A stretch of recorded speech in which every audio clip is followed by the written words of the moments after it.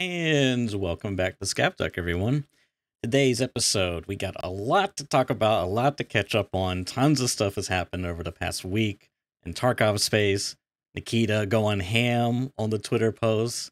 And it's kind of a crazy, crazy Wild West. But before we get into that, I think we're going to start update on some of the more game-changing events, and then we'll kind of delve into the general Tarkov, I hate to say drama, but I don't know what else to say other than drama.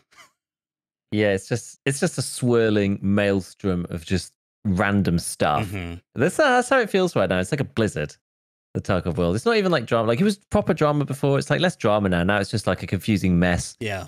Of random things, but which is going to be, it's hard enough to navigate when you're sat here, but when you've not been here and just kind of watching things unfold on Twitter.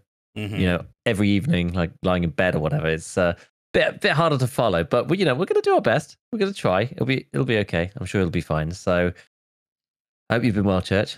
I've been good. I've been very, very well rested. Yeah. Over the past week. Well, not necessarily rested, but just like busy thinking about other things other than the miasma of crap that is the Tarkov landscape.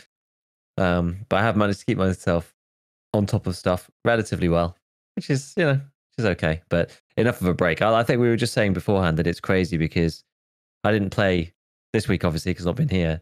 And then with like an arena breakout, I had like one stream before I left. Mm-hmm. With that being out, I think I played Tarkov the stream before, but then I was playing like Grey Zone, the open like beta, whatever you want to call it now, the week before that, and then the closed beta before that, and then the week before that I was on holiday. So I've genuinely played like I don't even know. It's like 3 raids of Tarkov or something in like 4 weeks or 5 weeks. It's like actually insane. So the most disconnected I've been from like actually playing the game. Like when I get back on, I'm going to be so bad. But yeah, I mean, so I've had a few different bits and pieces. Like I don't know, it's one of those things. I'm kind of excited to get back into it. But the main, there's like a few things that we need to go through before we like delve into all of the stuff. And the first one being the new balancing changes to Escape from Tarkov, which was one of the big results of, I don't know, I guess the community talking about things for a long time. It's like they are slowly, BSG is slowly kind of giving in to the community. And, whether you think that's pressure from other games or whatever, who knows? But, Recall was kind of the first one that we got ages ago. And this next one is something people have been talking about for ages. I'm finding raid, ban, no, get rid of finding raid, get rid of finding raid. Like the community is just like the birds from Finding Nemo. And so new balancing changes to Tarkov. As an experiment, we've removed the found in raid requirement for placing offers on the flea market for PvP and PvE modes. We will closely monitor player feedback during the event and make additional balancing adjustments if necessary. And so then there's a few other things as well underneath this. Loot balancing on all locations except streets. Adjusted loot balancing on locations increase the chance of rare loot spawning in locked rooms. So this is like keycards and stuff. We've seen lots of people posting about getting, lots more colored keycards and those kind of things. Adjusted the inertia strength, base stamina capacity, and overweight limits so that reduced base inertia strength by 20%. I think that's for a new account. Increase the overweight limit 15% so you can carry more stuff, more stamina capacity by 15% from base as well. Successfully executed gym quick time events give more skill points. I think I saw a video on that where it now gives you like 2 rather than 1. So it's like double, which is quite good because the gym's just like, it just takes so long even with the gym. So I think that's decent. Increase the number of AI scav spawns on interchange, not bad. Everybody, I think, got an extra flea market rep slot. You've got 9x19 PvP for sale on Prep or Level 4, which is actually pretty cool because pretty much the only guns I've been using recently is the MPX for some reason. I don't really know why. It's just like what I had in my stash. I had loads of them because I did a MPX comparison video at some point and then didn't play. So I've got like 4 MPXs just like lying around of all different shapes and sizes and lengths or whatever because I wanted to compare them. And I've been using AP6.3 and that's been doing wonders. So PvP is just going to tear through people. And then increase the selling value of PMC dog tags. Like I didn't actually go and check how much this was. I think so. Previously, it's like 300 and I think it's something like 378 rubles per level on a dog tag. It's like very formulaic. You just like take the level times it by this fixed number. I don't actually know what this has gone up to, but it's more apparently. And as part of the in-game event, the requirement of the Terror Group Labs access keycard has been removed. So you don't need a keycard to go to Labs, which means you can play it for free. And that's, good and bad. Well, it's good for people who want to learn the game. I think it's bad for people who like Labs the way Labs is because you have more people with like no gear going in and ruining up the chat hotspot. But I guess it makes it less. Well, does it make it less cheater friendly? I'm not really sure. I guess cheaters are there for the items, not really. Well, partly for the player gear, but mostly for the items. So it probably doesn't really help with that. But the most important thing about all of this, of course, is the removal of Find in Raid. Now, this is a tricky topic because they've done the first step, but I've made videos about it before. Lots of people have talked about Find in Raid in many different ways. And the general consensus, I think, is that removing Find in Raid on its own doesn't really do anything. Oh, the chat's telling me that apparently they backed out from the free labs in 1 day. So that's actually not true anymore. Okay, fine. Thank you for that update. But yeah, so removing Find in Raid on its own isn't really like it's interesting to see. It'll be interesting to see like how people respond to it fully over time, rather than just like knee-jerk reaction and kind of what it does. But it doesn't necessarily do all the things people want it to do by itself, because there's a few issues that raise their heads again. Number one being hatchlings. The second one being just flipping off the traders, which is, and I don't mean with your fingers, but like flipping items off the traders. You get to level 4 Prapor, and then you can buy, especially with the removal of global limits, you can now basically monetize your personal limit by buying PP ammo, 762 PP, and then selling it to people that don't have Prapor. So everybody kind of ends up with endgame ammo, especially if money is not really a bit of a problem. Like it only ends up really squeezing people who are very poor and like new at the game. And I don't know, I just feel like it imbalances the game a bit too much. Not that I necessarily like the trader system that much either, but you have to kind of like work for the ammo at the moment in the current system, and the way that they've structured the ammo pushes that ammo further out. So if this system, it's probably fine now, but if this system was in from the start of the wipe, it would be like the old days. And this is kind of point number 3, is that they kind of go hand in hand, but it just completely destroys the early game of the wipe, because people just have all the stuff within like 4 days. Like we've talked about this previously. I found like posts on Reddit back from I don't know when, years ago, when this was the case, and people were like, "Oh, what do you mean you're using PS? Like I've been using BP since 4 days into the wipe." Like this kind of thing, because you justify spending the money on expensive bullets. Like I guess it matters a bit less now because of the way the armor system works, but either which way, it's it's big. It's a big deal, the lack of progression. So yeah, I don't know if I waffle on any more. What are your thoughts on the removal of Find in Raid? I mean, I just can't believe it happens. Like I mean, honestly, the entire patch just kind of, I mean, call me like, I don't know, call me negative. There's probably a better word, but a doomer. But it just kind of seems like, here's all the things streamers have said over the years. Quick, let's put it back in to get into their good graces. It's kind of what it seems like to me. I mean, on that note, I don't really like that, but because it just seems so knee jerk, and I think that's kind of what you're alluding to, is like or also just like flat out saying is that it just seems very knee jerk, and like I think you and I have often like pondered these types of discussions about Found in Raid, and a lot of times I think we focus a lot about traders specifically because they're like a pretty big part of which they have like changed a fair amount. Ammo's probably ammo and armor probably like arguably ammo's probably the best thing that you get from traders, because it basically allows you to defend yourself against chads effectively. I mean, that's really what we're talking about. Maybe killing bosses or whatever, but anyways. So yeah, I don't know. It just seems very weird. So I guess one thing I did want to clarify, because for full context, Giga's been away for a week, and as he said earlier, he's been keeping up on Twitter, and I've been like Giga invested. Like my life is now modding Fallout New Vegas. I've gone way too deep in the rabbit hole. I'm like, yeah, it's kind of crazy. But anyways, I've been like kind of looking at some of the stuff that's happening over the week in Twitter space from a distance, but not getting super invested. So we both kind of had like our own breaks in separate ways. And yeah, so where I was going with that was with the quest. I assume the quests are still found in raid required. Well, I think all that's happened is all that's happened is that you can place any item on the flea. Okay. So Quest is still Found and Raid. I'm pretty sure. They didn't like delete just, Found and Raid. It's just the flea market. Exactly. So Found and Raid is still, it still exists. But you're just able to now put like non-Found and Raid items on the flea market specifically. And all which that entails, you can like scoop up stuff cheap off the flea and resell it. You can do like the old favorites, like you can buy a gun and like piece it apart and then put it back together. I mean, like, honestly, like things like that, with the way that the non-Found and Raid stuff works with the market, like I'm a big fan. I'm a big sort of like market manipulator.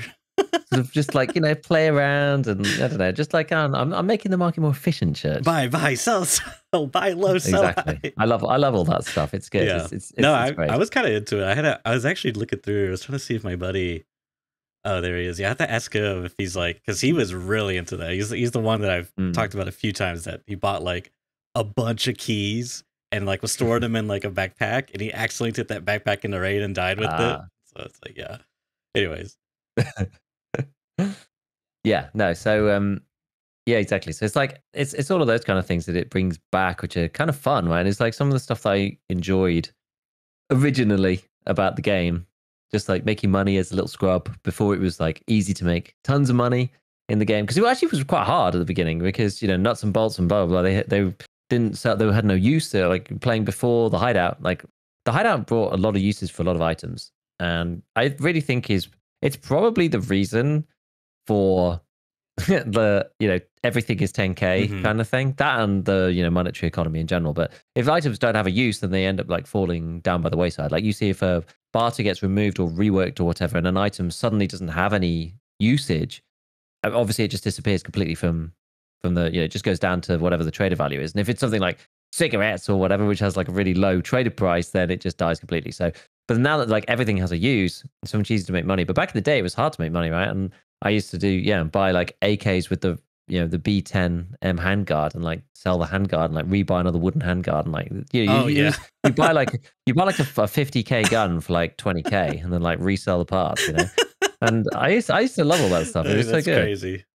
Yeah, see, I think I was so noob at it that I was like doing very bad stuff. Like I one thing that I really liked a lot was doing the AK craft, where you like buy the parts, and then because you just need like a black handguard and a black stock, I think, and then like just a naked AK, like a you get like the Ultimac or something, and it's like you just stick that on, and then you can do the craft. Yeah, you get like all these parts just appear out of nowhere for free. Or like I would buy the AKs and strip the parts and stuff. Like I did some weird stuff that, in hindsight, definitely was not the most efficient, but it was like free in my mind, Yeah, the best ones. I mean, I never did this because I actually didn't. I enjoyed like doing things properly and not just like being a scumbag. Because the ones I did see people doing was like you buy an AKMS off the flea and then you separate the really annoying stock and then you list that for like 80k, and then like somebody eventually has to buy it because they bought one without a stock that isn't on the trader. It's like, well, the gun's useless without it. It's like, oh, well, I have to go. But then you have to like price it where the sunk cost fallacy kicks in, so they feel like, oh well, I have to spend another bar, even though you should just sell the whole thing to the trader and start again.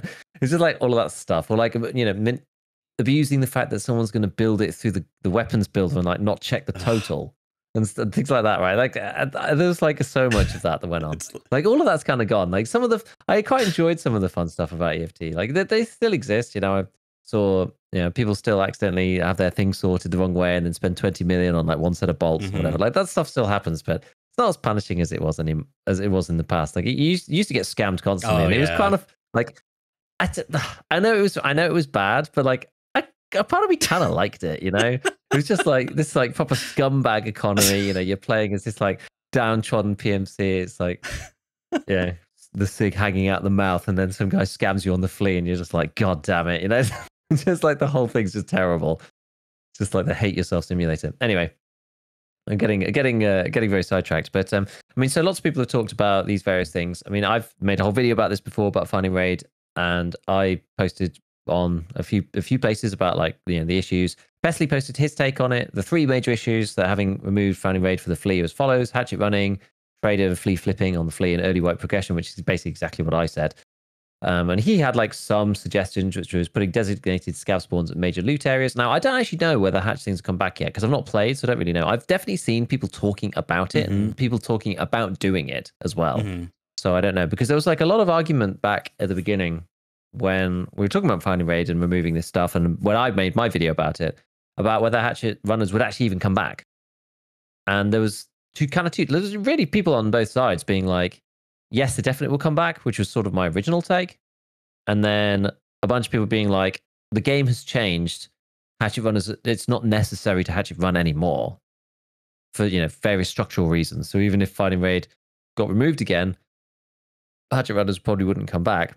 And I wasn't really sure where that would where it would end up. So I don't know also whether it's just because it's like super late wipe. So even the people who would hatchet run normally have got like a bunch of money or have stopped playing, or like, I don't know. So that kind of probably skews it as well. But yeah, Pesley's solution is basically the same one as my one. Like it's kind of the hardest one to fix, right? Just like putting a few designated scav spawns in certain loot areas. Like, yeah, kind of, it's sort of a okay, like half fix. I mean, you have to like fight past the scav to get to the loot. Like people have argued against my version of that, which is pretty much the same, and just being like, you know, well, all they have to do is take a pistol, and I'm like, yeah, well, then you have to go and take the pistol and kill the scav, and then you have to give away your position, and then you have to go in and hoover the loot up, and then it kind of gives a bit more time. Like sometimes you die on the way there because the scav kills you because you're not wearing anything. And I feel like, you know, maybe that's okay. Like maybe it's not enough, but you know, at least it's something. And then like the trader flea flipping thing, he said like this could be fixed with minimal coding. It's super simple. Just make any item without the fighting raid tag just has a higher tax on the flea. And I'm not sure if that's really the right answer, honestly.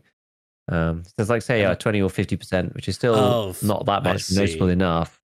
So you just make it expensive to put stuff on the flea that's like not finding raid to kind of like remove this. But I feel like that's like you're like targeting in on like this one thing, like saying, okay, this sort of fixes this or de-incentivizes this. But then you're like taking away all the good stuff about not having finding raid as part of the market, right? Like you're destroying the free flow of items and all the other stuff that comes with it. It's like too hammer, I feel, for the problem. Yeah. In my opinion. Go on. Yeah, I was just gonna say, like, I'm on like Team Veritas because he put out a big thing basically saying, like, he said it a million times, all these things should be flagged, whether it came from a boss, from a trader, from right, all these different flags. And my original solution is a subset of that. Like I wasn't thinking about the full, you know, rewire work everything so that bosses and, you know, boss quests get rid, because that was the examples he was giving. Like you're in a squad of 4, everyone has to bring a piece of killer's equipment, but like they'd all be flagged with like found on killer. So you just have to, like, one gives the gun, one gives the armor, one gives the helmet, whatever, and then you'd all be able to get the quest done straight away and that kind of thing. So his solution sort of fixes everything, whereas mine was like literally, you know, purchasable on the trader like as a flag, or purchase from the trader, that sort of thing, to stop people like flipping stuff.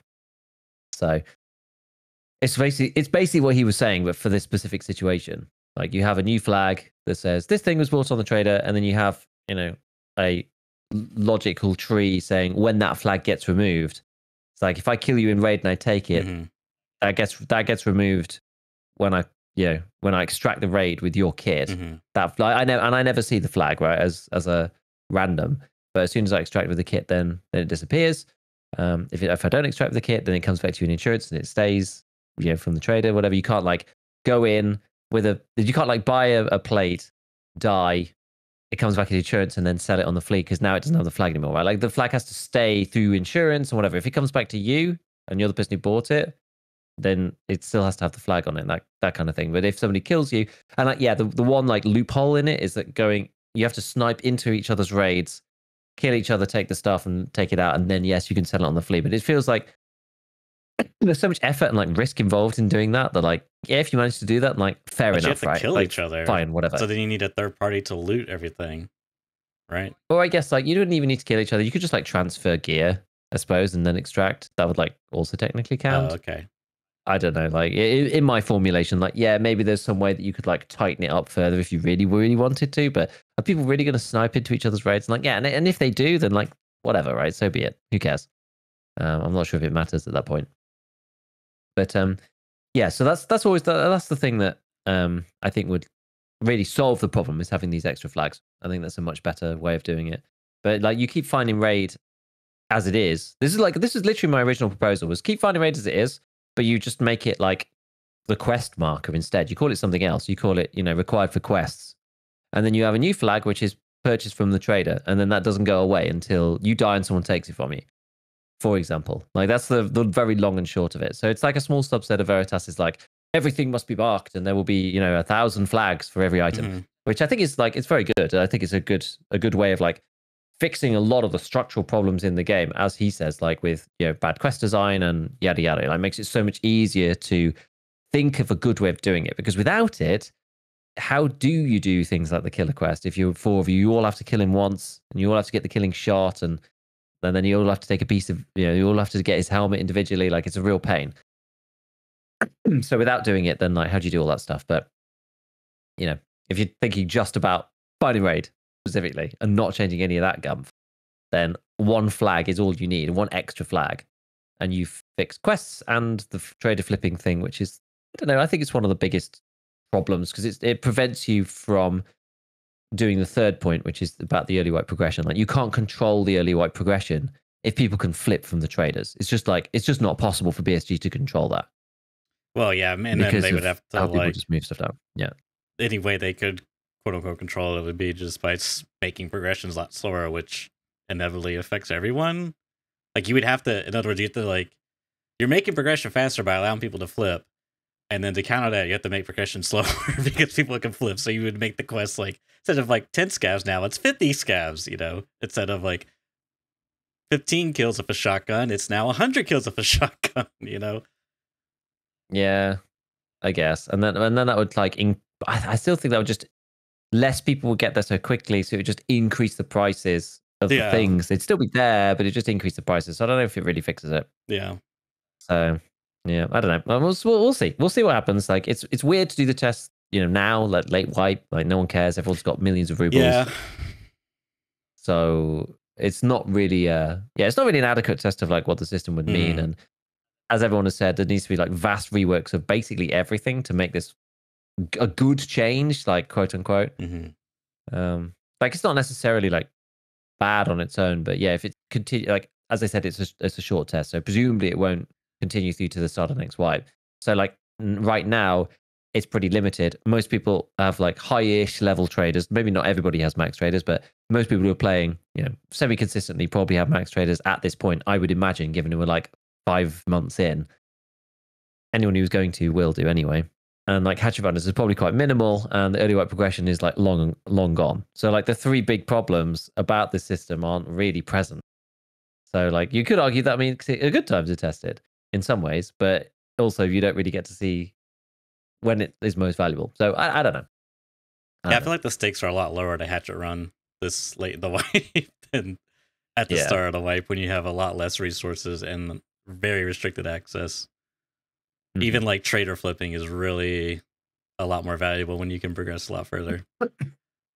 Yeah, exactly. Like, am I going to be flipping handguards for 20k at this point? Like, absolutely not, right?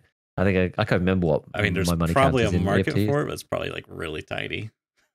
Yeah, like you could do it, but it's just like you make 20k every time you do it, right? And it's just whatever, right? But like I've been away, I don't need the money. I've got like 100. I think I've got like 125 mil or something. I don't even remember how much I've got. And like most of that's Bitcoin as well. Just like so much of it's Bitcoin. Like we did the analysis, and it's like, yeah, a lot of it from raids if you play a lot of streets, but Bitcoin's just there. It just continues every time. And you don't have to do anything. It's just constant plus plus plus plus plus. So even if you're losing a little bit of money from your raids, you still make money overall. Anyway, so let's continue on. That was the sort of balancing changes and the finding raid removal. Well, do you mind if I touch on a few points here? Oh yeah, go for it. So I guess to answer some of your questions in a philosophical way, it kind of depends how BSG sees this stuff. Like, because I know Nikita said on record in the past before, very old clip, that he's like envisioned back when like hatchet running was like in the mainstream of the Tarkov. This was like pre-Twitch drops. People were asking him about hatchet running, and he was like, yeah, it's okay. I've kind of envisioned having, like, he thinks it's funny to have a play style where it's like you're a bum, effectively, which I think is pretty funny too. So I don't know. I guess it just depends how, like, if they're like okay with it, you know, like if that's like fits the what they want. I don't know. I just feel like it creates like it's kind of counter to the way the game is presented to play, you know, where you're supposed to like risk stuff and you can like heavily mitigate risks. But now that you know that you could do quests, maybe it's not as, I don't know. It's still one of those things for me that's just like it doesn't feel good on either side. Like Yeah. whether you're the one hatchet running or you know the person is hatchet running themselves, it doesn't feel great. I'll say. Um, yeah, and then with like the trader flipping stuff, that's another thing. It's like, do they want that? Because there is like, do they want you to be able to play Tarkov as like this, you know, as like a stock, yeah, not a stock, but like a market manipulator, so to speak? Because like technically speaking, it is an RPG game, and there is like a barter skill. I know it's like not used, and there's actually a lot of skills that aren't used. But if they ever were to implement that, there could be something there where it's like that's like a legitimate playstyle. I don't know. It's something that's like, see, yeah. Anyways, and then yeah, I don't know. I and you kind of agree with. I like the early game. I think almost the majority. Let's say I would hope so. I don't know, need Nikita to do a poll on it. I would think the majority likes the, you know, first couple of months of progression because you actually get to like go through all the levels and feel yourself progress. Whereas once you get to the end, you know, it's not really as fun or rewarding. So I do think in general, since having a slower progression, um, is like, yeah, I mean, linear. I don't know. I think it's just a smoother curve, I guess. You know, something that's not just like 0 to 100, like when you hit level 10 can be. I guess Yeah. 15 nowadays. Been a lot better. Yeah. Yeah. And what was the other thing I was going to say? Frick. Can't remember. That's all I got. Cool. Yeah. Well, we'll see how long it lasts for. But like, when did they actually do this? This was the 12th. So it's been active for about 5 days. So we'll see. I don't know. It feels like one that might continue for a bit longer than your average sort of event or whatever, I guess, given that the economy's kind of where it is anyway. It doesn't matter so much, and they can kind of gather feedback and stuff. Do you think it will stick? Because I don't know. this is like a safe space to basically test it, as we previously established.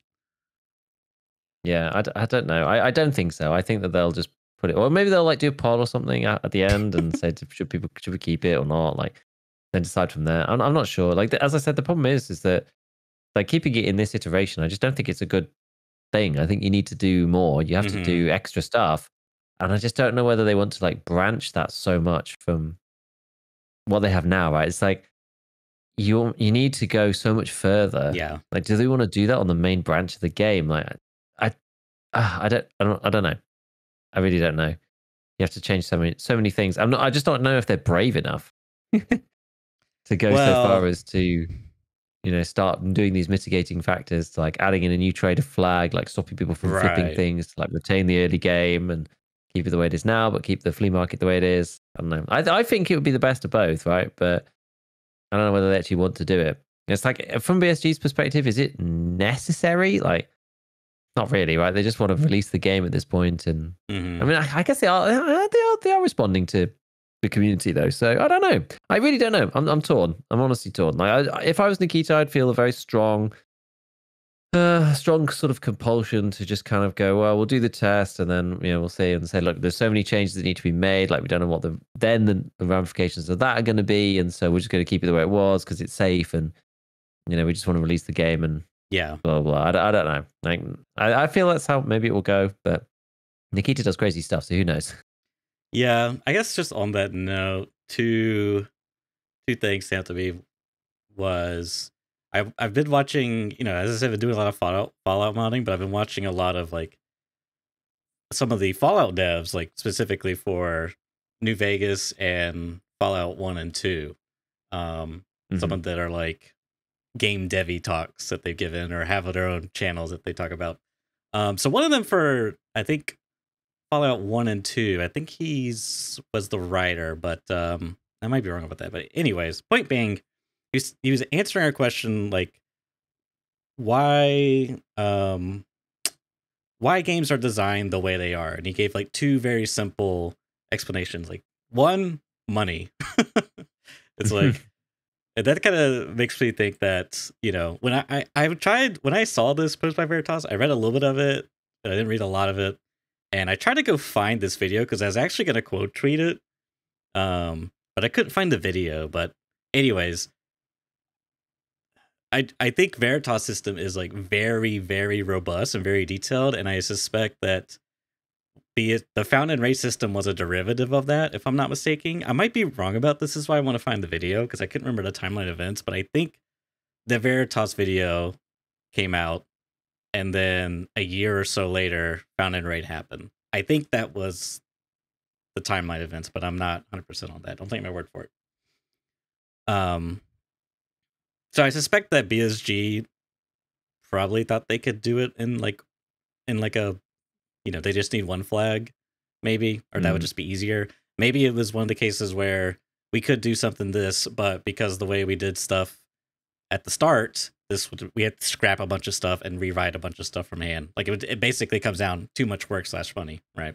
Yeah. Which I suspect is like a reasonable situation. And then the other one is like, that was like the one major one. The other major one was taste. Everyone has different tastes. Some game devs, they, you know, just want to design stuff for a particular taste of people. And like, that's where it's kind of rubs me the wrong way, because this feels like, you know, again, harkening back to earlier, it's like, let's just do it's like, is this a game? Is this like a development studio run by the Poles now? Like, it's just like, I don't know. It's like, I like them, don't get me wrong, I like them like accepting feedback, but it just feels like the timeline events, it's like, oh no, we're receiving a lot of heat or criticism or whatever. Let's do a patch that, you know, shaves off a little bit of inertia, you know, just all these things, give everyone an extra slot. I don't know. I guess it's just a long winded with me of saying I don't think it's gonna stick, but I don't know. I really don't know actually, but that would be my guess. It's like I just don't, I can't see it sticking personally. It's just like it's yeah. It's just I'd be shocked if it stick, but you know, I'm shocked that they removed it. So there you go. Yeah, it's a tricky one. I don't know. Like, this is the thing. I think the game's more interesting without it, but you need to put the other fixes in. Like, it's just, and I said, it's not that hard necessarily to fix like the most important things.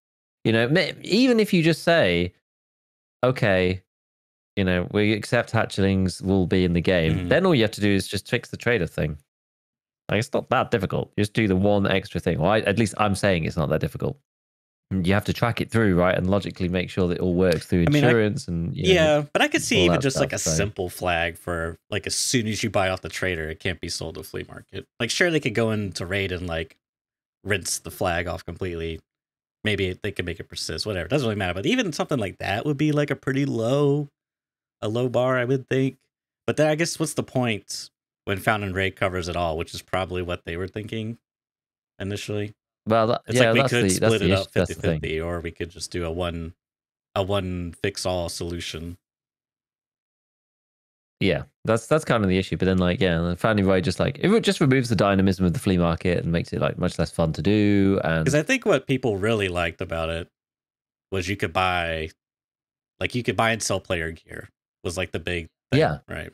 I think that was a lot. Yeah, it's one of the huge parts about it. Yeah, exactly. You could sell like a full gun with all the mods. You can like you can take a gun with all the mods on it and sell them all off piecemeal. Like, it's super cool. I remember looking at it at the start when I first played, and it was seeing all these tricked out guns on there. But you know, Yeah, it was awesome, right? yeah. You used to have like the full gunsmith guns Yeah. out on the fleet, Yeah. which is like kind of interesting. Like people would like you'd build a gunsmith gun, and then like put it up on the fleet for like a bit more. So people are basically like paying you for your services to like build gunsmith guns for the quest. It's like a really weird, like interesting, like emergent player behavior. It's like kind of cool. And like I loved all of that stuff. And Fighting Raid just like removed all of the like dynamism from the marketplace, and it just made PvP kind of suck because you're just like, well, I have to just use this stuff or like sell it to the traders. And That's true. that sounds like a problem for Tarkov's economy because in general, because it's just like, oh well, like you should be using the things that you have that you find, and it's like that's great in principle. Like I understand that. That's like really the way the game should be. The game is fundamentally not structured like that, right? Tarkov is a money game, and we've moved a bit away from the ruble economy in some sense, but ultimately it's still a money game. So and that's fine. You know, honestly, I think that's okay. I think BSG just kind of have to be okay with Tarkov's identity of being a money game in some ways. Like, and if you don't want it to be a money game, then you have to do. There's another poll, like we'll probably talk about it later, but there was another poll that Nikita put out basically saying like, you know, most hardcore idea that's not in EFT. And I think like the second or third one was Mayor basically saying like hardcore account, separate hardcore account, everyone plays against each other, hardcore account. I've talked about this for like ever. I think it would be amazing. And that's where the things that you find you use, right? Because money doesn't matter in hardcore at all. It like doesn't make any difference. So that's like, if you want to play where the things you find, you're going to use them and everything matters and you got to really carefully pick and choose what you take in. You got to go play the hardcore version of the game, right? Like the base version of Tarkov, it's a money sim game, really. Yeah. It's an economic management, battleground type game. It's not really a hardcore survival game with, you know, piece your stuff together like DayZ. Like, right. It's not the same. It's not that kind of game. Tangentially related in the sense that you are a private military contractor who's incentivized to make money and escape the hellhole that is Tarkov.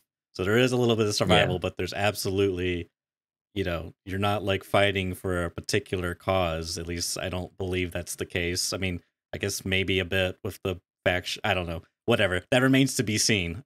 Point being is it's, you know, it leans a lot more into role playing. And like, I could totally see a world where you remember you're just talking about crafting those gunsmith weapons and like selling them on the flea market. Imagine if you could like level up they gamify that and you could like level up a gunsmith skill that like gave the guns, you know, more whatever. I guess they're used for a quest, it doesn't matter, but you know what I'm saying. It's like you could like level up, you could build more guns to sell in the market. That could be like your little niche, you know, which you like spec into. Anyways, I'm like really into RPGs. I never really played them before, but now that I'm like learning about Fallout stuff, I'm like kind of like geeking out about RPGs, and I'm aware they've been around for some time, but I'm just like, I'm new. Anyways, okay. I do, you know, I like that though. I'm a big RPGs guy, big Final Fantasy guy and stuff like that. So I've been, you know, into these kind of things for a while. Anyway, we should definitely move on. Yep. So I guess I'll quickly go through the other sort of like fixed thing, which is the recent event, like the actual event. There's like a new set of quest lines or whatever. I will caveat this that I have not played any of them yet, so I've had to glean all the information from what I've read on Twitter and also looking at the wiki. So we're just going to skim through it fairly quickly. There was a video posted on BSG's on Twitter. What makes this extra confusing is that the video on BSG's Twitter for the event is like sort of a panning across of an office, and there's a sticky note where there's like a guy gets on the computer and it's an ARS terminal thing. Ooh, everybody's favorite, you know, community activity, which is basically Nice Guy and the Sons of Soon. And if you want to get involved, you basically join Nice Guy's, you know, tribe, and everyone else just kind of ignores it and just sees what happens afterwards, which is sort of where I sit on this stuff. I just don't really have time to be doing code breaking, and it's probably something I would enjoy, but it's just I just don't have time for it, so I don't get involved. Anyway, there's a username and password in the video from BSG. People have been doing ARS stuff, and there's a new quest which is about some encrypted flash drives, and I believe they're spawning in like the regular loot pool, so you can get them in, you know, filing cabinets is where people usually find them. But lo and behold, you can buy them on the flea market because, you know, everything's for sale. I guess like you could have sold it before, even without the changes to Finding Way, to be honest. But you have to get a flash drive, one of these special new encrypted versions, and you give it to Skier, or you can give it to Peacekeeper. And then Skier wants you to give it to Mechanic, and then you have to like decrypt it. And I think this is where like the quest lines are sort of similar between the two. And you've got to like find a bunch of these things and decrypt. There's like a hideout craft where you have to create some documents. Yeah, and I think it takes, I'm not sure exactly, it said like 10 plus, because there's a chance that the decryption would like gives you progress on the craft or whatever. So it's not a fixed number of these drives you actually need. But you could buy the drives off the flea. Obviously, it's probably going to be quite expensive to do so because everyone's trying to do it. But you need like a bunch of them, and then you get this the craft finished, and then you give your your documents into the quest. But like Skier's one, you have to basically like give one to Mechanic, decrypt the thing, and get documents. Plant some Wi-Fi cameras on Ground Zero, then find a hideout on Lighthouse, and then go and get a hard drive. And then there's a few other things that Mechanic asks you to do as well, like find a bunch of various things to do the decryption. There's like a stash on reserve and kill 10 scavs. Peacekeeper's one, which is kind of interesting, is so I actually thought this was kind of cool because Skier's one is like plant Wi-Fi cameras around Ground Zero. Peacekeeper's quest, if you decide not to go with Skier and go with Peacekeeper instead, here's one, you have to do the same thing doing the decrypting. But then the next part to it is you have to kill 5 PMCs around Ground Zero. He's like people are planting cameras, you have to go and kill them. So it's actually kind of cool because you have to plant the cameras in the Terror Group building, and his one is kill 5 PMCs around the Terror Group building. So it's like, both sides, so whoever you go with, they're sort of like directly competing. Kind of. The quest I see what they're trying to do. I feel like I see what they're trying to do. Yeah, I feel like it's easier just to do the killing one because in the other one, probably you could either like basically get there first, or you have to kill players who are trying to kill you. But I see what they're trying to do. Yeah.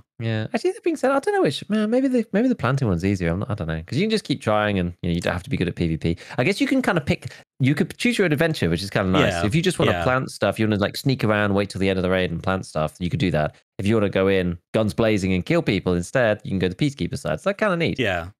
So that's kind of fun. I don't know if there's any extra stuff. Like again, ARRS, like I'm out of the loop even when I'm playing the game normally because I'm just not part of that community.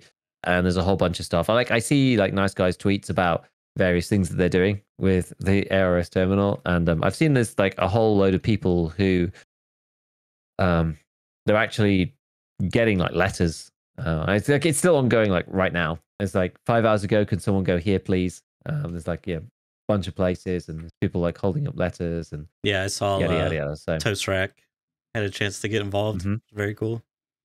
Exactly. So who knows? I guess this isn't the end of the quest line, so there's still a chance to catch up. I'll probably try and do some of it, I suppose, in the coming week or whatever. Like hopefully we'll still be around for a while. I guess the reason why you'd want to do this, and this is like some people have been like kind of cynical about this thing, but they posted saying, for successfully completing the full quest chain of this in-game event, players will receive several rewards, including a unique in-game item that will be available for display in the Hall of Fame in the hideout, and player profile, and the item will be retained throughout wipes, which is a cool idea, right? This is something that was in the Pestily Q&A with Nikita. Also, for successfully completing the full quest chain, players will receive an exclusive achievement that will only be available during the event. So yeah, they've got like, a nice little reward for people that do it. It's not going to be anything important, but you can have it on your profile. Say, look, I was there and did that in 2024 or whatever. Like, I think it's a nice touch. It's fine. Yeah. Some people have taken it as a, like a FOMO technique to get people back. It's like, oh, you're going to miss out if you don't do the quest, that you got to come back and play. Trying to distract people from the drama and stuff. But like that may be the case. Sure. But this is still a good thing to do anyway, right? Like they really should have been doing this before with some of the other events. And it was a good idea, and Pestily asked them to do it, and they've done it. So I don't think we can really complain too much about this in particular. Yeah, I can agree with that. So yeah, so I'm probably gonna give it a go. It's be a good way to kind of step back into the game, actually, to have like something specifically to do. And there was, I think some people were like scraping the data on the game. I know Very Bad Scav was like posting that one of the end item was maybe like a weird jar with like the cat Mr. Kerman face in it or something. It's very, very weird. I'm not really sure.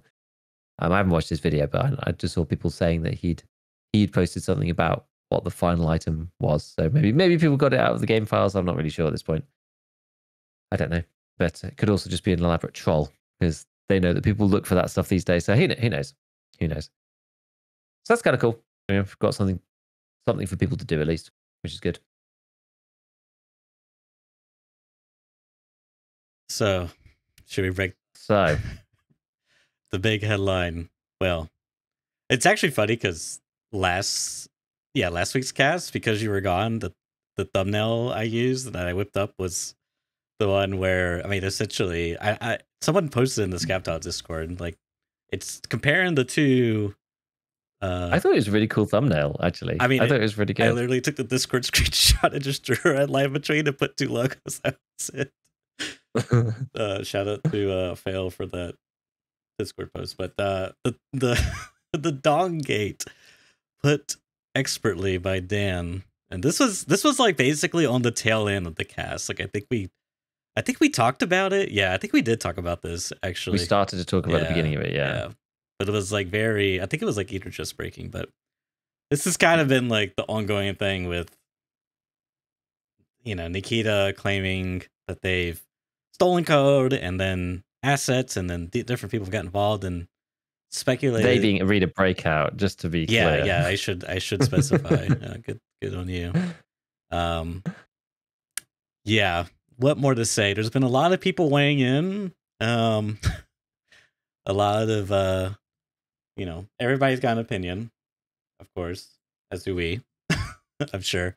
So let's start with you, Giga. What's your opinion?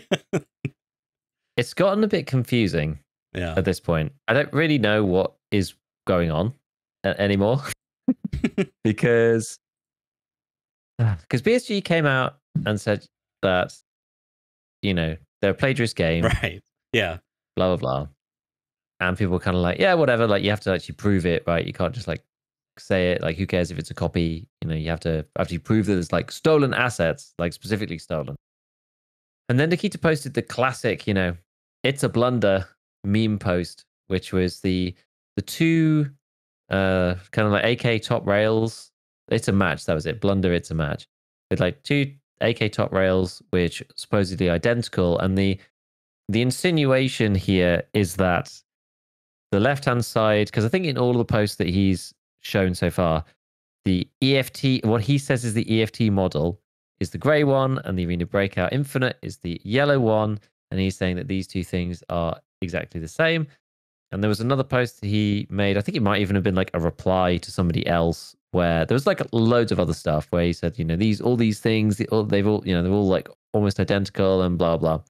And this opened up like an enormous can of worms across like various people, 3D asset modeler, all you know, stuff that's like definitely outside of my world of expertise for sure, about how if two 3D, you know, asset producers and modelers, whatever, make two assets that are the same real world item, the chances of them being identical in a kind of modeling sense, i.e. like where the vertices are and how it's like put together, being identical is basically just like, it's just not really possible.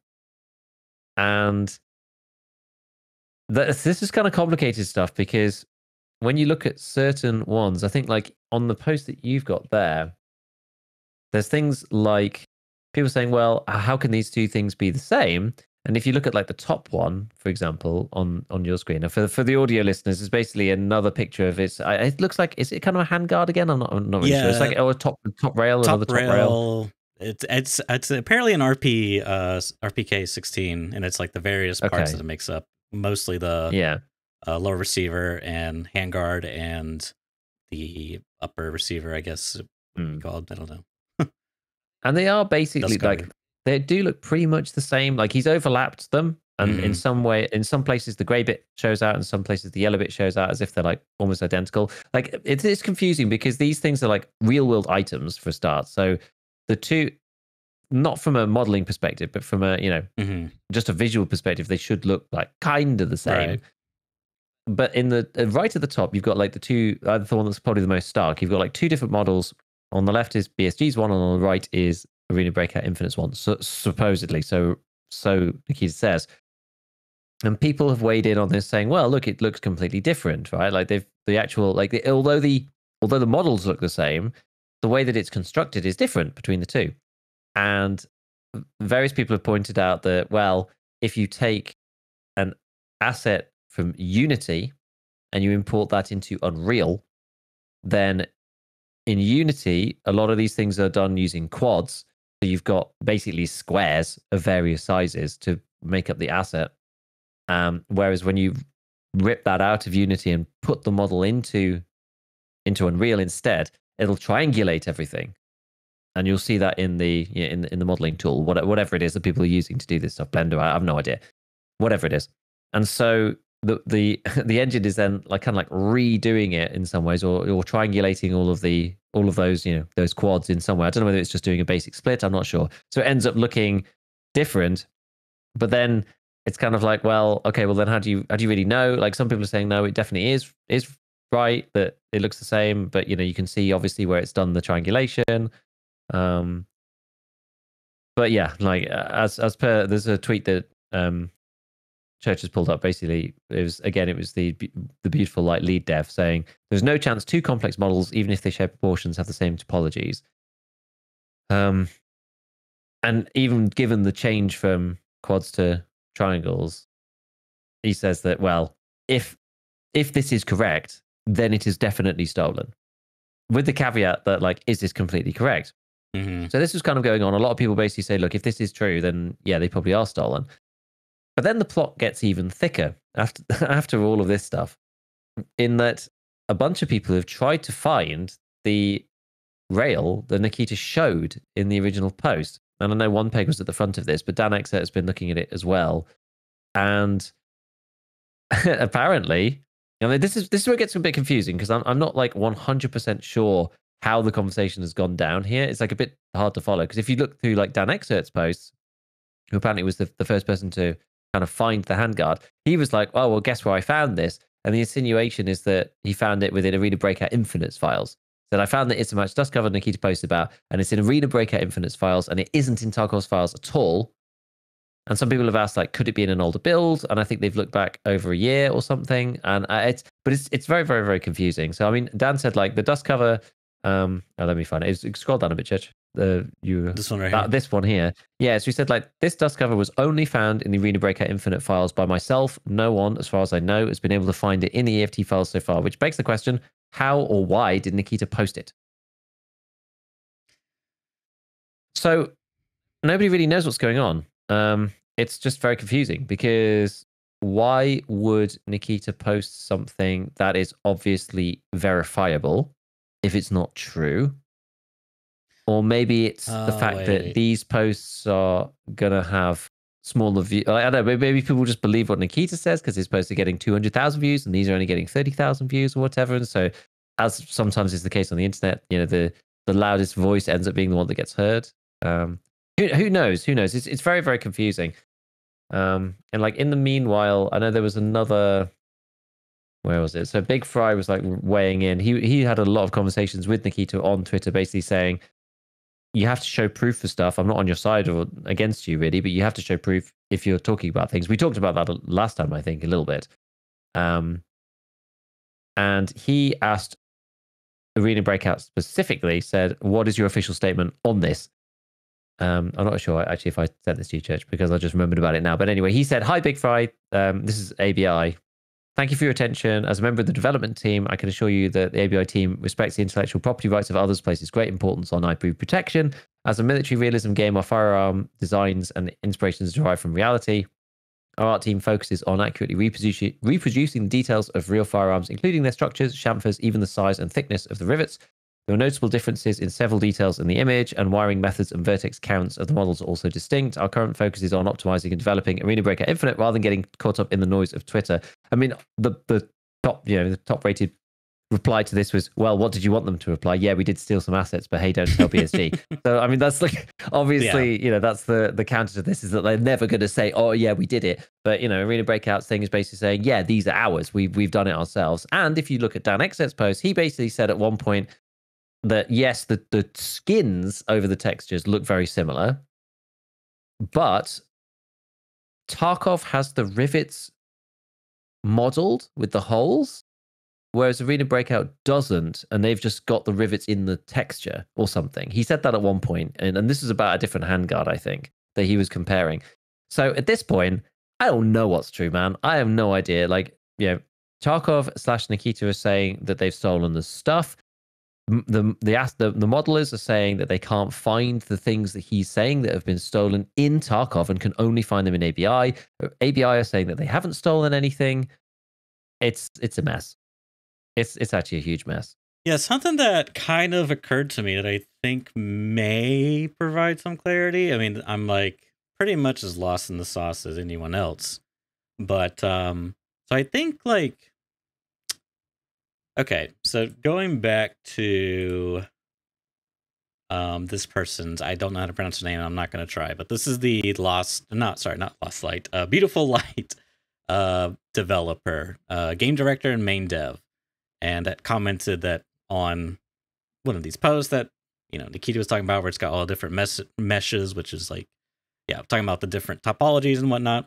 So if I understand this correctly, the gray is theirs, the yellow, or I need to use names here. The gray is BSG's, the yellow is ABI's, and when you, let's see, in Unreal Engine on import, it converts quad to tri. So that means that in Unity, it's quad, which tracks here because does it? Let me verify. See, that's yeah. Okay, that does track. Yeah. So the grays are indeed quad, and the yellows are indeed tri. Now, if you go back to Nikita's post, where he puts the word blunder, which blunder, it's a match. And I assume blunder's a play on words on Blender, but I don't know that for certain. He might be speaking quite literal there, but anyways. Oh. What I think he is saying is he took their asset, because again, gray, assuming this logic follows, gray is still BSG's, which should be, see, I can't really verify. Well, you're saying it should be quads. Yeah, but I don't see a good way to it could verify. be theirs, but he's like imported it into UE or somehow. Either way, I'm thinking maybe he was able to get theirs and import it into Unreal, and then it convert. I don't know if it's backwards compatible. Like if it would backwards. I've got no idea, but yeah, maybe he's taken the Tarkov asset and put it into Unreal and said, okay, look, it's the same once the conversion is done. Yeah. Like that's the thing, and nobody can find this exact pattern within Unity because it's a Unity asset. I don't know. I don't really know. Unity does both quads and tries, but Unreal doesn't do quads. I wish I knew more about this. I've like dabbled in a very little bit of modeling and meshing. I won't so like I like, I'm fortunate to know just a little bit. Like I know what vertices are in relation to modeling now, so that's nice. This is the problem though, right? Like people have said, rather than posting this, you need to post like, what is this? Like, what have you done here? Yeah. Where did you get the stuff? Like I know that's also not really.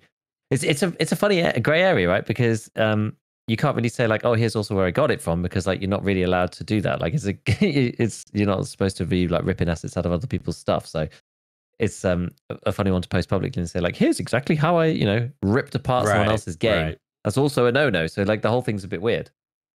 Yeah. Oh, I thought I had another post of theirs, but anyways, and no one can find this thing in the Tarkov files, which to me is a big, huge question mark. But I mean, that would make sense if that thing, because it's not in the Tarkov files, it's in the ABI, and it was ported into Unity to then compare, because it would, Unity can't read quads, so he had to like convert it. Like maybe he has to go from like Unity to Blender to, I don't know, but I would imagine these people who are looking at it have taken that into consideration. I would think. I mean, I don't know. This is the thing. I don't know enough about it, and I don't know exactly what they've been. I don't know what Nikita's done. I don't know what the 3D modeling people are doing, and I also just don't know because it's just not my area of speciality by any means. Yeah. So I'm not sure. It's now just a mess. I just don't know what to think. It's just crazy. But there's one extra little piece of the puzzle from Dan, because I know Dan's like, fully in the source here, and he is saying, because he was looking at the dong grip between the two, and like the kind of like the wear patterns. That was like the very first poster you showed up, right? Saying the wear patterns are basically the same between the two. Like they don't look identical. Like they're not completely copies, but something about the wear pattern is like very similar between the two, which is really weird. And he's like he's like put a picture in of somebody saying, if someone can show me this handguard from Quixel, I'll drop the whole thing. Skins are not a model. You can search their database, millions of scans. And Dan said, like, so you're suggesting there's specifically a WASR handguard skin that both EFT and ABI got from Quixel? Like, is this the case? And so he says, we're now looking for skins that EFT and ABI used for the WASR dong hand grip. I'll stick to my word. If anyone can find this reusable WASR skin, I'll drop this whole investigation. Mm-hmm. So, like, the potentially... I mean, this is the thing. I don't think he believes this, right? But he's saying, look, if this is the case, if there is a skin that you get for a handguard like this, even if you built your own, or I don't know, maybe it's a skin for something else. Who knows? I'm not sure. I mean, it's very purpose built for this particular type of grip, it seems. But I mean, is Tarkov the only game with this? I don't really know. I mean, it seems very unlikely. But maybe there is a way of getting grabbing a skin for one of these things, and they both got the same one, and it's publicly available. Or, I don't know. But that's just one extra little piece of the puzzle, which seriously doesn't help me. But yeah, I actually, because now that I'm browsing through his posts, his logs, Dan excerpts, I do remember seeing I think one peg post about this, but Face Punch, the developers of Rust, were talking about doing their own like investigation, just like for fun or whatever, like as like an unbiased party, quote unquote. This person here who is a weapon and prop art for Face Punch Studios says, in relationship to Dan's post where he's comparing the two AK handguards side by side, they're both textured. I guess one is just not colored and the other one is. But the actual like the handguards look extremely similar, like very similar, but notably the wear patterns, as you said, look like 1-to-1, except for the fact that one is a wooden color and one is black and white, like for like a luminance. It's like they're not like, dude, they're not identical. They're not identical, but the pattern is one to one. Do you know what I mean? It's like somebody's like put a filter over it or something. It's like it's not exactly the same, but it's so similar that it has to be a copy. You mean the wear pattern? Oh yeah. I mean, it's like it's a little thicker in some places. Some of the markings are more or less visible on the different handguards. Like it's not exactly the same. Yeah, but it's like somebody. Yeah, the major patterns are similar, exactly as chat says, right? It's like it's not even the major patterns. Like the details are like the same, except that like it has to be a copy. Like I said, one is in black and white. It's like the luminance effectively, and because it's like not colorized, it's not showing up like perhaps how it properly should show up. I don't know. It's just okay. But I want to read this person's comment because I don't know if I actually finished reading it. So it looks like it's altered and then baked down from EFT. It's a very simple technique that allows for modifications to ABI's mesh, i.e. screws being part of the texture. The fact that there are scratches that match the positioning is revealing. Have ABI comment and listen all? And Dan replies, thanks for your valuable insight. No comment from ABI yet, and likely never receive anything, as they'll be incriminating themselves during the current look we made everything ourselves campaign. And that's actually a really good point that I meant to comment on earlier, is like when BSG was like under heavy criticism, they were all happy to like clap back, but suddenly like when it's all like Nikita's accusing them, they're like super quiet. They're not like taking an opportunity to do anything here, which is like for me very telling. Like their behavior's changing a lot. Anyway, I don't know. For me, this feels like, I guess just one other. This is from Reamer, who does a lot of like 3D modeling for like Tarkov Mr. maps, which is like very cool. I mean, he goes into like a ton of effort. So like definitely look him up. It's REMER. 3MR. So it's a start here. I'm gonna try to read through it. What's fascinating to me about the EFT drama is that a lot of people ignore the opinions from experienced 3D modelers and instead listen to just social media personalities with limited model experience or just farming engagement. Welcome to 2024. Everyone wants to be a social media personality, an influencer. Okay, going on. Very talented artists that I look up to get called dick riders for just giving their professional opinion. They don't even play the game. This is the reason you don't see more experienced people get involved, because they open themselves up to be attacked by a hive mentality. 3D artists can only give their opinion on the info available, not provide definitive proof in either case. Only BSG could do that. It is, however, extremely unlikely that two different models made by different artists would match up by accident to the degree shown by Nikita. Differences in tertiary detail and triangulation is meaningless and misleading to point out. The overall similarities still make it unlikely to be original. So it's unlikely that it's so unlikely that it's more likely to have been purchased from the same vendor / contactor or to have been stolen. I usually don't want to engage with drama like this, but seeing the arguments people are making up made me feel like I had to write something, even ends up being background noise. I feel like this is just like, I don't know, based. No comment, no notes. Yeah. Yeah, Kinda. I don't know. For me, I feel like I have enough that it's something that like I have enough for me to like believe it is highly possible that they stole from BSG.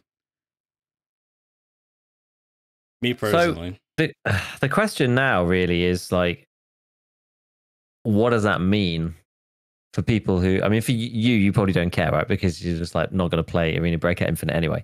But for people who like want to play the game, it's like, what do you do now? You know, do you hate BSG enough to play the game? Do you care? Do you care about copyright and intellectual property theft to not support the game and not play the game?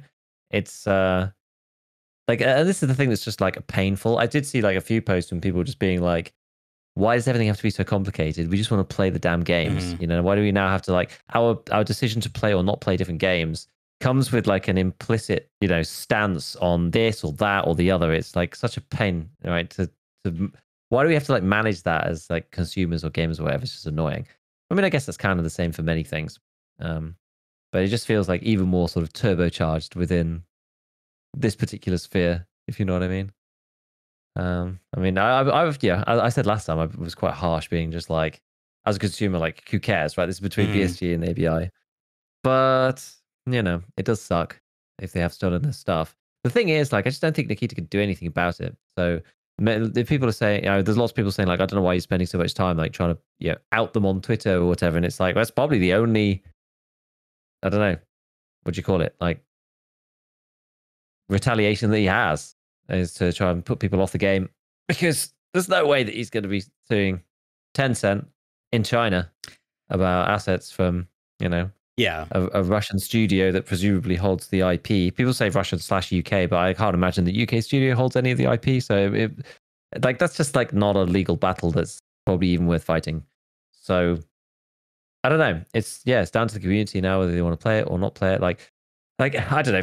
For me, like, people have like had a go at me for my take on it, which is like I get, like, it is annoying, right? It's a shame and it's a pain that they've stolen the stuff, but I don't think that, like, for me personally, I just don't think it's enough. I just don't think I care enough either way. Like, I know that probably makes me sound bad, honestly, but I don't really care. Whoa, I don't really care. Super based. Like, if I really like the game, then it's just not a major factor into whether I'm going to play or not. I don't know. Like, that's just how I feel about it. It is scummy for sure, but there's like other stuff, like, how pay to win it is and things like that that has much more of a driving force behind, like, whether I feel like I want to play it or not, because I feel like I just kind of want to play the games as a gamer and like not have to worry about like who's stolen this from whose and whether Nikita's telling the truth or if he's ripped an asset from ABI, and I'm to spend like, I know it's part of the it's part of the job to do the analysis, so that's fine. But from a gaming perspective, I feel like we shouldn't have to do that as consumers. What do you mean it's part of the job to play the game? to do this? As in, like, the reason, let's put it this way: if it was just me playing, I probably wouldn't look into this stuff. I probably wouldn't even know it was happening. Actually, like I might. I've become more in touch with gaming communities about things like this. Like if there was the same battle was going on in Helldivers, I probably would know about that as well at this point. But I don't know. I feel like it's just it's tricky. It's tricky. I can understand the desire to like almost play a game and not have to like be detached. I guess is like what way of playing it, putting it. Like sometimes you just want to have fun, right? Like you don't like you want to just like you get off your day from work, like kids are finally in bed, you did all the chores, that nothing's on fire, it's like I just want to sit down and have a little me time. And then suddenly, oh, they did some scandalous thing, which like I get, I get that. And also I think the unfortunate reality is because of how a lot of the Western economics are structured. If it makes money, I need to send you the pundit square of capitalism. I meant to do that last week. It was talking about Terrence. But anyways, my point is like it is going to come down to the individual, of course, and I don't think there's any. I don't know.